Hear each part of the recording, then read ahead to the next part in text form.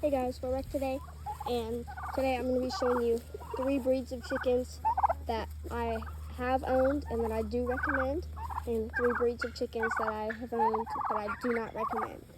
First, we're going to start with the 3 breeds that I have owned and that I do recommend. So number 1 on this list are Bielefelder Coons. I specifically love this breed because not only are they really like big-bodied, like Bean, he's mostly what I post videos about, but he is a Bielefelder Coon. He's our biggest rooster actually. He's very big-bodied.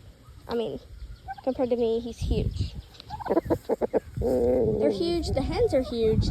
They lay huge eggs. Here, I might be able to show you a picture. Here's one of our Bielefelder Coon hens.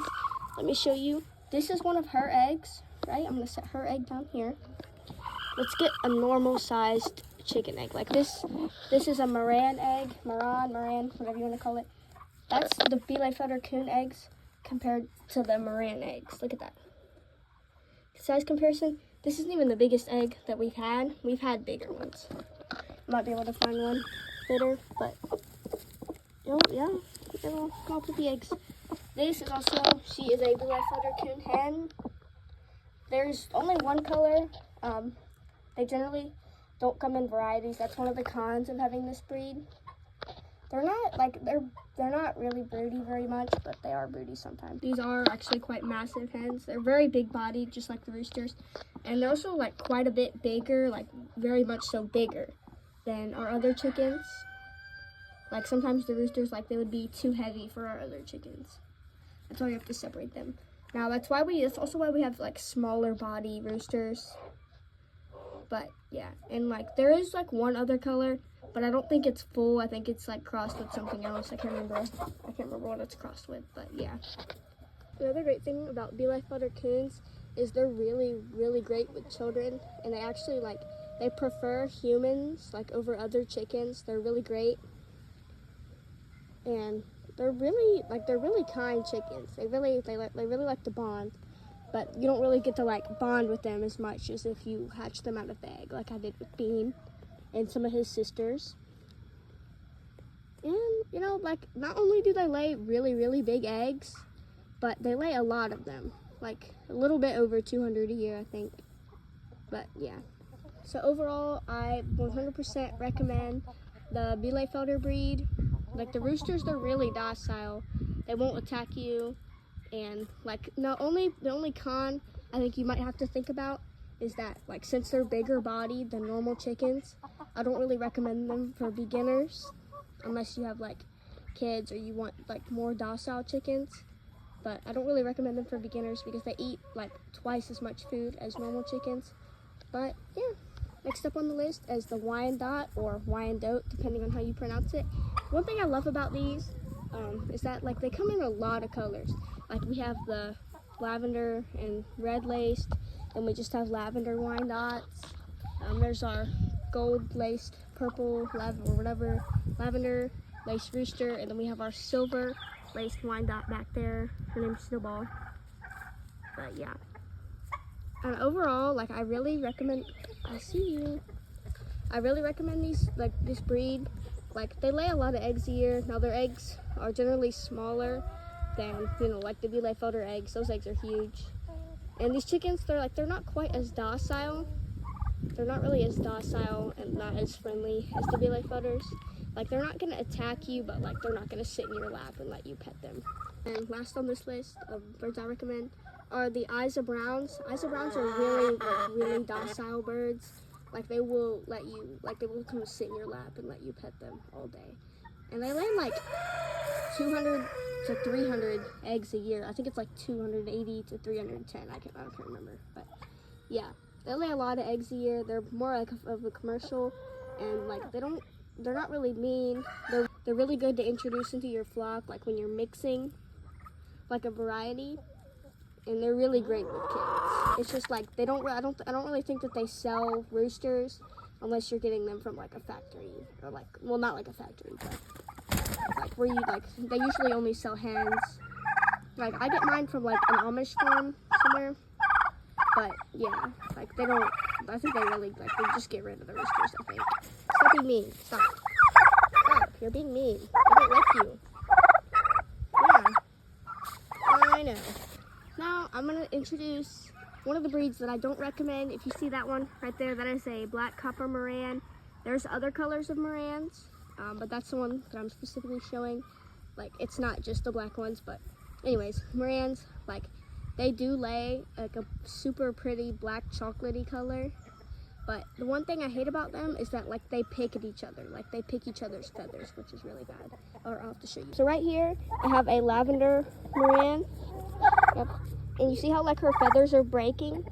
Like, she's been healing, but, like, the other Morans, like, they would pick her feathers. And they also, like, they pick their own feathers, but, like, they kind of bully each other. And they pick their, that's not a Moran, that's a pig. Like, they like to pick each other's feathers, and it's really bad. Like, they're docile. Yeah, they're cute with their cute little fluffy feet, but, and the eggs are really pretty, but that's one thing I don't like about them. Like, they pick feathers, and I really don't like it. Number 2 on the list is Orpingtons. This is not an Orpington. This is turkey. We actually don't have Orpingtons anymore because we got rid of them because we really don't like. I really don't like Orpingtons.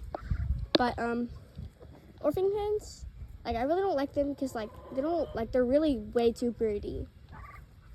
And they like to brood our eggs when we don't want them brooded because we have an incubator, so there's really no point in that. But they brood eggs, even if they're not theirs, they'll just sit on a nest and brood the eggs.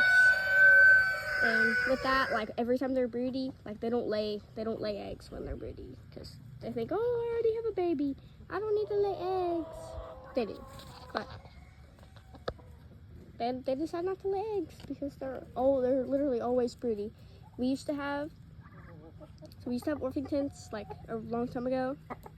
Not very long ago, like a year, but we had them, and all they would do was brood, and like it was very rare for them to lay eggs because of how much they brooded. And like I tried to stop the brood. It just really didn't help. So yeah, that's why I don't like them. Last, and might not least, but it's kind of least to me, this is the Golden Comet hen. They also pick feathers. Like, the other ones will eat her feathers. Like, they'll just rip them right off.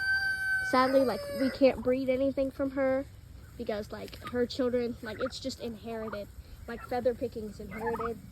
I really don't like it. Like, yeah, they lay a lot of eggs, like the Isa Browns. Now, they are a crossbreed, but still, they do lay a lot of eggs. I don't really like crossbreeds because they're not show standard unless they're actually classified, but it's mostly because they feather pick, just like the Morans. And their eggs aren't really a very pretty color either, so I mean, it's not really worth it, I don't think. But yeah, that's all. If you think about considering buying any of these breeds, like I said, the top 3 that I mentioned, those are definitely the best ones. I know a lot of people are going to be in the comments saying breeds that I've never had. So yeah. Now, some people might say Easter eggers. Yeah, I have Easter eggers, but like they're not. I was only listing 3. Like they're good. Like they're not bad, but they're not the most amazing. Their eggs are pretty. That's pretty much it. But yeah. And I'm gonna add a bonus onto this video. Guineas, if you have chickens and like you see the option for guineas, get guineas. I don't recommend getting them from babies because they like to die. But like adult guineas, if you get adult guineas, they will alert you if any predators around. Like if you live in a heavily wooded area, like I do, like the guineas, like they make really loud sounds when they hear predators, and I think it really helps a lot. Kind of like peacocks or any other like that, but pretty much really, really loud. And it's better at alerting than the chickens because sometimes the chickens, like, they'll alert when they lay eggs or whatever. Like, the hen starts calling, then the rooster starts calling. They kind of do the same thing when predators are around. The guineas, they don't do that though. You just hear them screaming when there's like a hawk flying through the sky. If there's a fox or a raccoon in the middle of the night, they'll start screaming. But yeah. Bye.